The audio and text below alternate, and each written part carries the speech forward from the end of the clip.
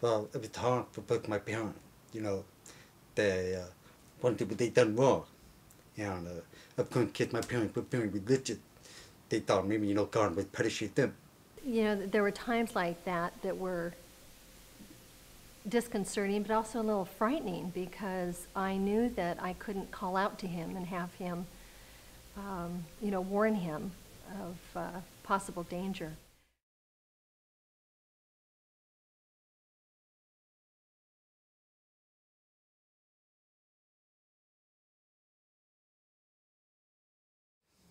But I was young. I knew I was different. And the first way I found out that I was different was I would be at the handicap bus. This bus would come to my home every morning, pick me up. And I lived right next to a public school. But this bus would come pick me up and take me to another school.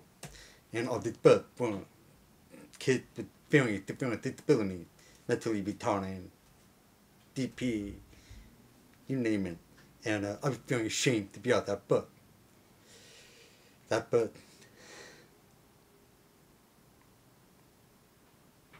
I felt like, there was something wrong with me. And I knew there was something wrong with me that maybe I could heal. But anyway, I would take the bus to school back every day. And when I would leave my home, I would hide. I would literally crouch down my chair so people could not see me on this bus. At the same when I came home from school every day. This was first, second, third grade. By third grade, my parents finally allowed me to go to school that was right next to me.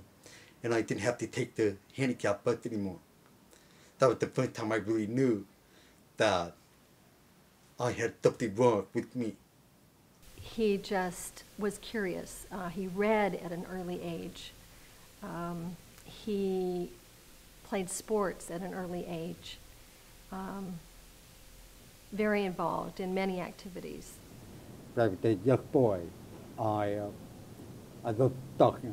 I was a soccer player, and I competed very actively in my local league. And after being very successful, winning the city cup and leading my team to championship, the following year I gone to the elite soccer, A-level soccer, and I was very lucky to make the team, the traveling team in California. At that time, there were two boys on that team who were my teammates that I know from my school, from when I was very young. The school did that program. So the two boys put it in their mind to try to get me off the team. And they did everything they could to make my life miserable, including kicking the ball out of me from very close range, pushing me, telling other people that not to talk to me, telling people against me. And sure, I was a very aggressive player. Maybe I, made it hard for people to like me, but I just wanted to win, and I wanted to be the best player on the team. But these two boys picked on me so much that the first time in my life, at that point, I actually quit. I quit the soccer team, and this was like my dream. This was like my Mount Everest, and here I was being pushed off the side of the mountain. Josh, about age 8, became sort of deeply aware of his disability. And my observation was that he looked at the deaf community and he looked at the hearing community and he said to himself, the hearing community is where the action is. And he'd been learning sign language up to that point, and at age 8 he put his hands in his pocket and he stopped signing. He did not want to be identified as someone who was deaf or handicapped or disabled. And he did not, through all of his school years, he did not have an aide in the classroom. He learned how to accommodate himself to a regular hearing classroom. And it was a struggle for him, but he was very determined that he was going to make the go of that, and he taught himself to be extremely skillful in reading lips. The first time in my life, my biggest challenge was it appearing when I was about 15 years old. My mother got remarried, and we moved to Hawaii, And the first time I really left home, when I grew up, my hometown is Santa Lucia, California. And in that 3-year period from 8th grade to 10th grade, I went to 6 different schools in 3 years. And each school I did it better. I was immediately picked on by whichever group was not like me, which was, of course, hearing kids. It was that one school and another for all for different reasons. But basically it came down to one thing, was that these kids, these destined someone like me with a speech impediment, with not really being able to speak their language. And it was just one situation after another. Well, I was either beaten up, I was picked on, I was harassed, and it was really hard for me going from where I knew everyone, I loved everyone, and going to these places where I didn't know anyone, and no one was thinking up for me. Like I was a pushy bag one day after another. And each school, I told parents, I quit. And they would put me in a different school in the hope that things would be better. And it just happened over and over and over again. And during that time, I really struggled with, being able to function in the class. Does anyone here know what George Washington was famous for never doing? Robbie? He never told a lie. He never told a lie. And what are the implications of this story? Kathy? It helped him get elected. It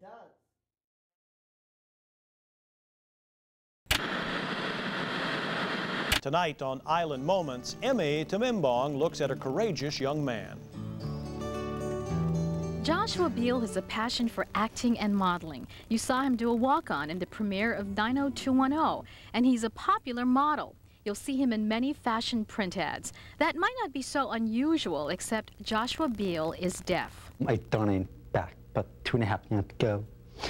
Done it with no knowledge of that. 2 years they really progressed in terms of making myself viable as a model. A lot of people think me to death. How are you going to be able to interact with the camera? I've had to prove myself. Joshua was born deaf, learning to communicate and speak by reading lips, using a hearing aid and sign language. But he's not letting his disability set him back. He's active at Kapiolani Community College. I'm studying sales marketing. My class is including accounting, math, English, and I'm also involved with the school newspaper. Also with that, I'm president of the club. Joshua is modeling for a series of special black and white underwater prints. Proceeds from the sales will benefit the Hawaii School for the Deaf and Blind and the Kapiolani Community College Deaf Club. Joshua encourages others like him to reach out for the world. Have a dream. Do whatever you can to work to reach that dream.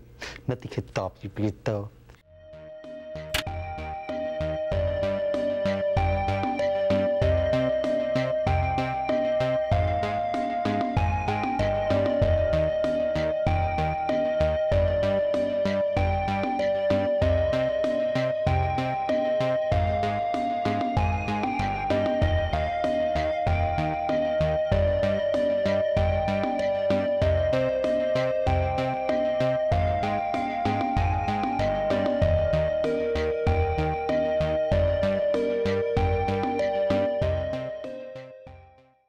My observation was that until he was 19 or 20, Josh kind of turned his back on his deafness.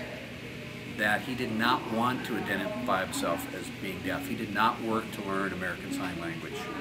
He basically wanted to operate as a full player in the hearing world. Dumpy is my recreation. It is what I love. I have my hearing aid on when I'm out the one. So it's much more difficult for me to give communication with other people. And what happens is we apparently for way that the unspoken rule that the point closest to the break has to write it way. and sometimes it's not so clear who's the closest. And I dropped it away and had no idea somebody was behind me. And supposedly they were yelling at me the whole time. By the time they were finished, I was pretty upset at the time. I just arrived back in the way. My excitement quickly turned to, disappointment and bitterness. But it did about a couple of days later, I went back to The three biggest challenges in my life are probably communicating with people, people communicating with me, and then the misunderstanding that happen in society that expect people to be human.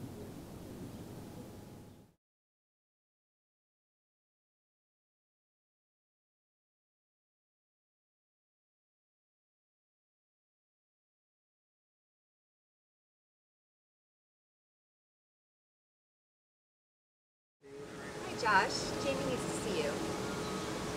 Hey, how are you? Jamie. Good, how are you doing? I'm fine. What's up? Look, I just wanted to talk to you about the, we've been trying you this last month as a waiter. Right. I just wanted to touch base. We feel, you and I both know in the service industry, it's really important about turning the tables over as quick as we can to, for the customers. And just feel like with your inability to really communicate well with our customers, it's just not working out, Josh. I had an experience with my last high school team at Kalani High School. I was with my teammates, all who were hearing, and they were standing around talking and sharing positive things. When it was my turn, I couldn't communicate clearly for them to understand what I had to say. When I tried to write on a blackboard, they laughed and mocked me. It made me feel terrible because they treated me as if I was incapable of communication. It really made me feel oppressed. Back when I lived on the Big Island, I was walking and talking with one of my friends, and we had a bad experience like this.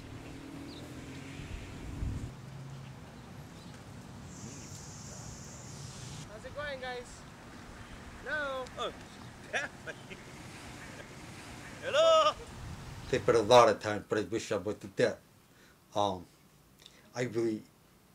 found my identity at the death point when I was 25 years old. In his late teens or early 20s, he began to come back around to embracing his deafness. It was almost like, I don't want to call it a religious conversion process, but he sort of tested it out a little bit, and then he tried it some more, and then he got deeply involved, and then he fully immersed himself in the deaf culture.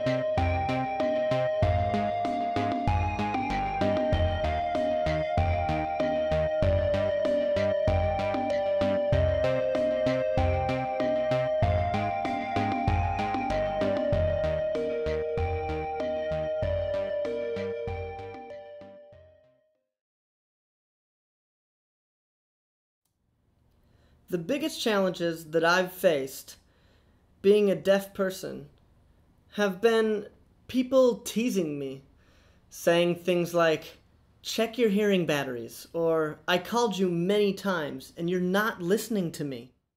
As he found the balm for the pain in his soul, he then looked out beyond himself and recognized the pain that other people with disabilities felt.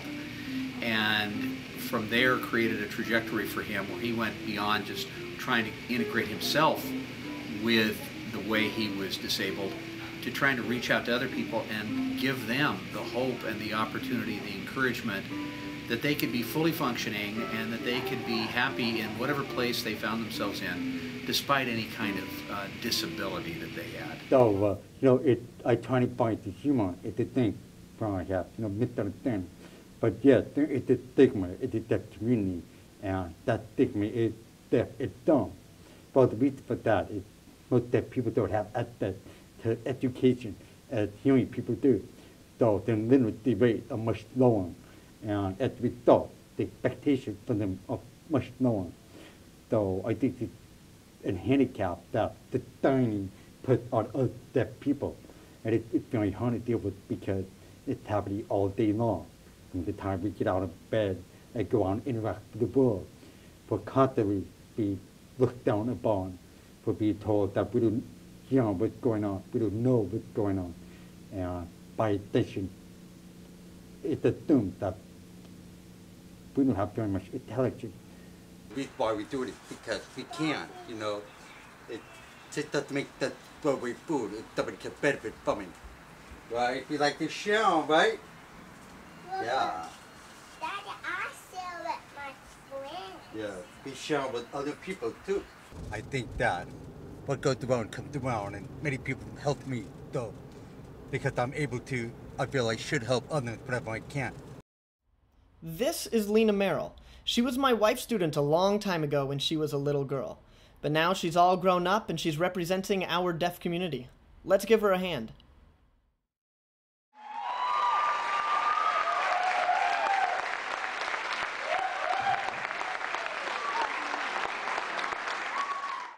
This is Paul McDonald. He was my surfing competitor back in 2001 and he beat me, and he's still beating me at surfing contests. He's a fantastic teacher of science at the deaf school.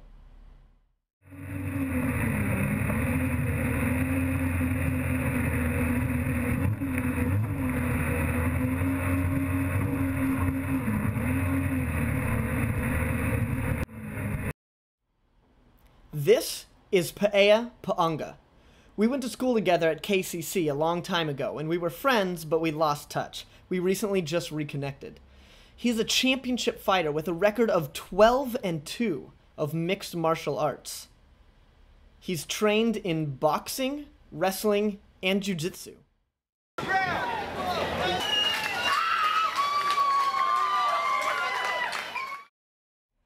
I wanted to honor each of these people that I know because they are true deaf champions of our community. Let's give them a warm welcome.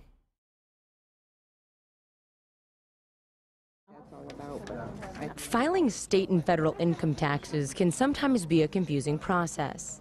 Yeah, okay, so it's a TSA, I think. Imagine how much more difficult it would be if you couldn't communicate with the person trying to help. When you're talking about your own money, it's fun. It's very balancing because, you're revealing yourself to someone else, a stranger, sharing with them your most personal, private information. Whether it's sign language or Spanish, the director of Cash wants her clients to get the best possible answers to their questions. Cash volunteers have been helping low to moderate income people prepare their taxes for free since 2002. Well, go ahead and put it up right now. Investment advisor and RIT MBA fellow Joshua Beal is making that goal a reality, at least for the deaf. His first-of-its-kind tax prep pilot program for the hard of hearing has the support of the IRS and the National Disability Institute. Get many times with the hearing process, the right, the minimum done. We can communicate, we can look at the questions, we can answer, we can problem solve. That, I think, big difference for the deaf consumer. Beal says the soft launch of this program is just the beginning. His hope is to make it mainstream and turn potentially embarrassing situations into empowering ones. My hope is that all 50 states will be involved in the next few years. I think because I have challenges, I know I have to choose my attitude. Am I going to, accept things as they are and move forward in a positive way? Or am I going to say, oh, crap, I give up, forget it, it's too much fun. So I think for me, it pushes me to have a good attitude and to look for the good in things and to encourage my wife, my children to keep trying, to never give up, to never quit. I think we can all do our little part to make the world a better place just by helping the country next to it. Joshua Beal wanted to be a part of our organization, wanting to volunteer. He went through the volunteer training sessions and came out. He's an avid surfer, surfs very well.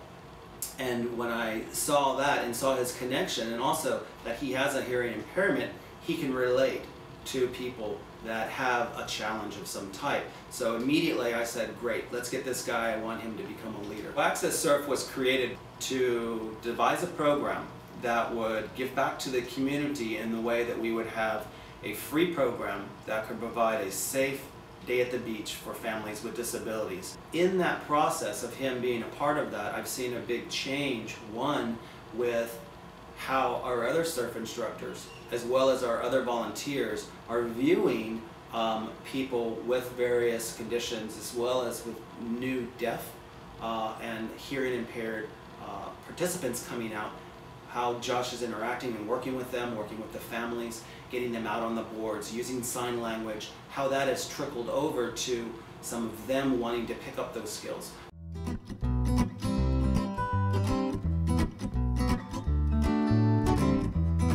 The center is a light inside your heart and inside mine. Inside there is a light. Inside there is a light of the heart and the mind. Just let it in.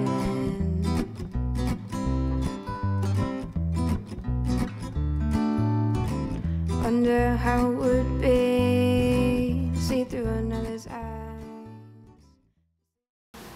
The picture that we take in the summer of 2010, and over here, I'm over here.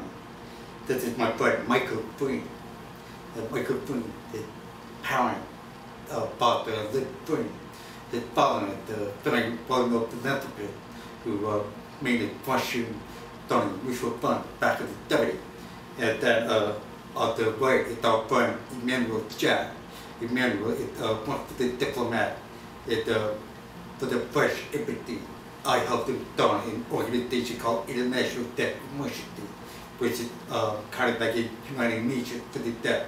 And what we do, we help deaf people in the disaster affected area. This picture was taken at Michael's father and mother's birthday party in Jackson, Wyoming.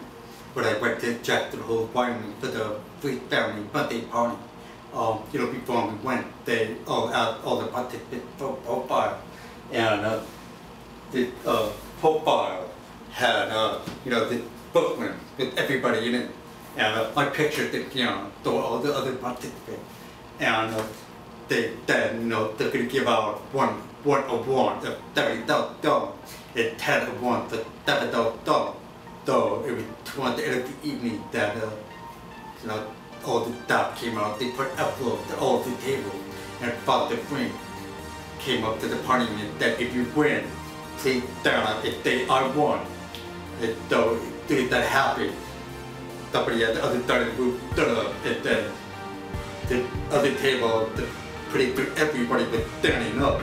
And I was going, oh my gosh. I'm looking at my envelope and I opened it up, and it was the check for $30,000. I have so much gratitude for the food family to support all these organizations like mine, where I'm working so hard, and I didn't know if I can continue to run. If I do great with God and the food family, I'm able to continue to run.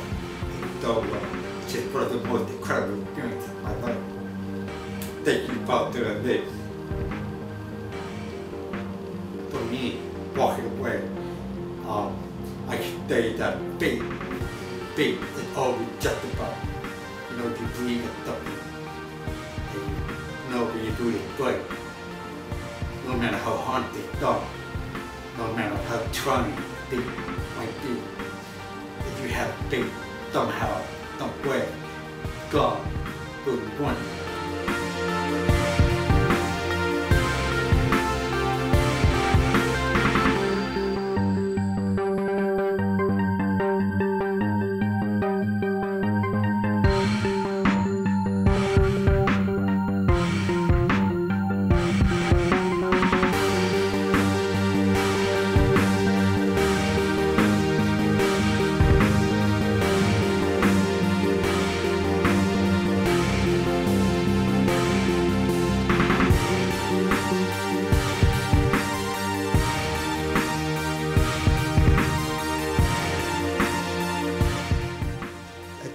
By example, action that I wanted to run, and people see the action.